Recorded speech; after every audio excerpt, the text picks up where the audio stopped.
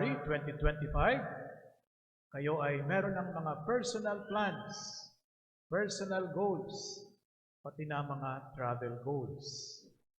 Kaya minsan pag may plano, mahirap nang baguhin ang isip dahil nakaplano na ang lahat.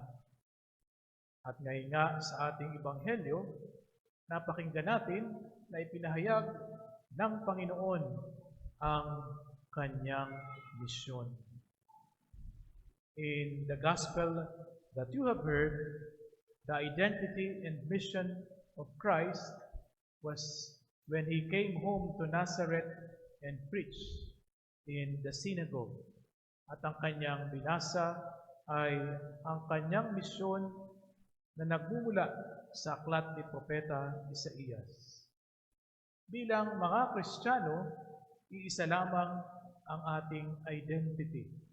At ang ating identity ay bilang isang binyagan. Yan ang ating identity. At ang identity na ito ay hindi lamang sa papel o baptismal certificate, kundi dapat ay makita sa ating buhay.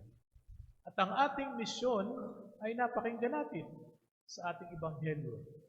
Tayo ay nakikibahagi sa misyon ng Panginoon na kung saan tayo ay itinalaga upang magpahayag ng mabuting balita at magbigay ng pag-asa sa mga taong nawawalan ng pag-asa o direksyon sa buhay. This 2025 is a jubilee year, and not only a jubilee year, but a year of hope. And we as Christians, we as Catholics, are missioned to become disciples of hope. Not only disciples of hope, but in our own lives, we should bring hope to other people, especially to those who are hopeless. Mga kapatid, marami ang hamon sa personal na buhay ninyo at marami rin ang mga balakid sa inyong mga plano sa buhay o sa inyong sitwasyon sa buhay. Subalit, ang ating Ebanghelyo ay nagpapaalaala sa atin.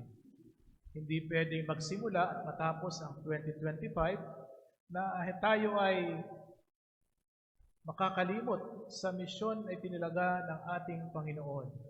At ngayon ngang linggo, National Bible Sunday, ang linggong ito ay hindi lamang pagbasa at pagninilay sa Biblia o sa mabuting balita, kundi ito ay pagsasabuhay ng salita ng Diyos. Mga kapatid, gaano man tayo kaabala, gaano man kayo kabisi, nawa ang Word of God ay laging maging bahagi ng inyong buhay araw-araw.